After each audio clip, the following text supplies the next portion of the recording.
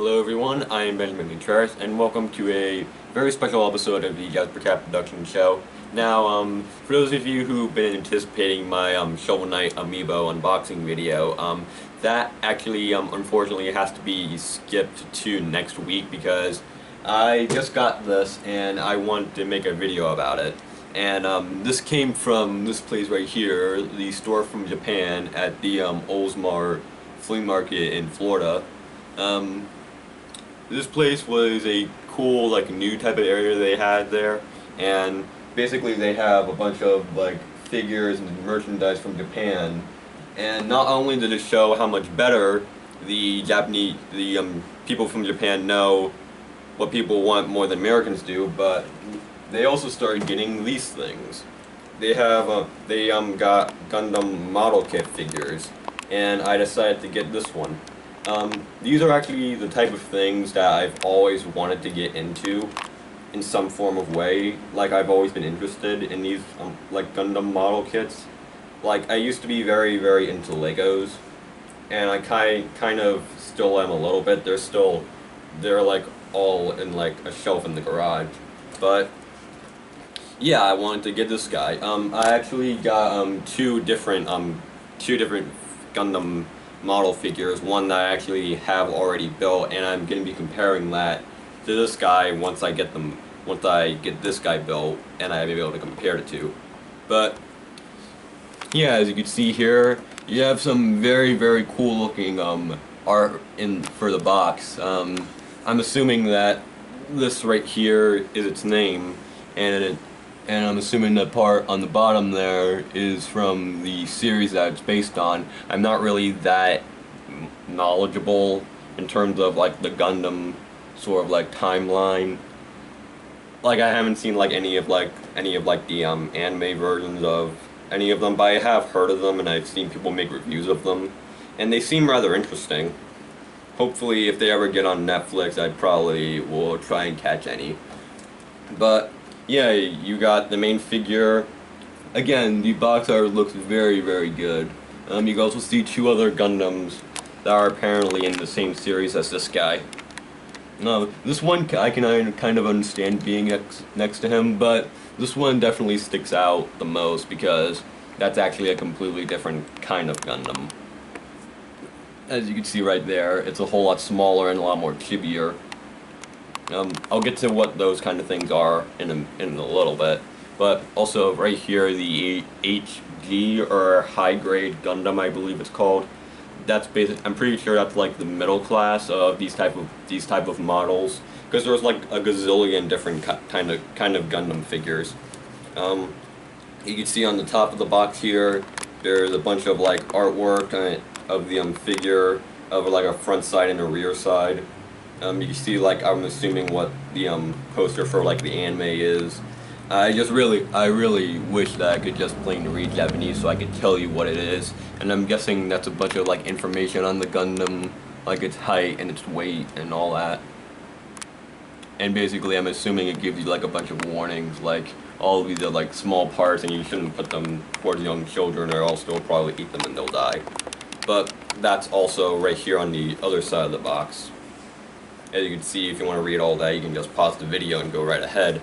Over here, you can see it with a bunch of poses with different like clear parts, which I'm assuming is meant for like effects, because they definitely want you to put these guys on display. But these are action figures to an extent, kind of they are. But yeah, you see all the different accessories it comes with, the different like variations that it comes in, the two other figures next to it, and yeah, I thought this guy looked very, very cool, and I got it upside down. That's professional. You can get these around $16. But enough about the box. I'll decide to open them up, and for those of you who have no idea what these Gundam models are, like I used to. Basically, what you have is that you have all of these little tiny pieces that are on these like trays, and what you have to do is you have to actually find some form to actually get these out. I would suggest using one of these, because these actually work very well with these kind of like these like parts that keep it all stuck together. I really don't recommend using like normal everyday scissors because you actually run the risk of actually breaking a few pieces. That's actually what happened to me with the first Gundam that I got the other day. And they come in all of these bags, and I'm just going to take them all out. And one thing that I don't really understand why is that for some reason they include stickers. And I know that Legos also include stickers, but sometimes they're difficult to match up with. So unless you're very accurate with them, I may consider like not using them to begin with, even though I probably am still going to. Let me see if I can actually get this thing out. There we go. You got a whole bunch of more clear and solid pieces. There's a whole bunch of a whole bunch of these things. I'm glad that they actually have a bunch of them in one bag. I would actually appreciate that if they had a few less of them, because I'm very glad that you don't like separate them all into different ones, because that would be a major pain. We'll get these things out.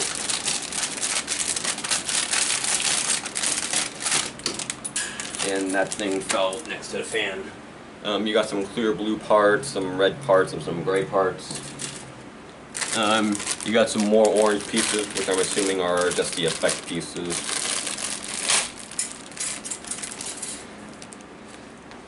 I'm glad I'm not hitting anybody with these. And last but not least, you have the instruction manual, which, as far as I know, is all in nothing but Japanese. But yeah, still the artwork looks pretty cool, and right there on the bottom right corner, right here is who I'm assuming is the pilot who actually has this Gundam.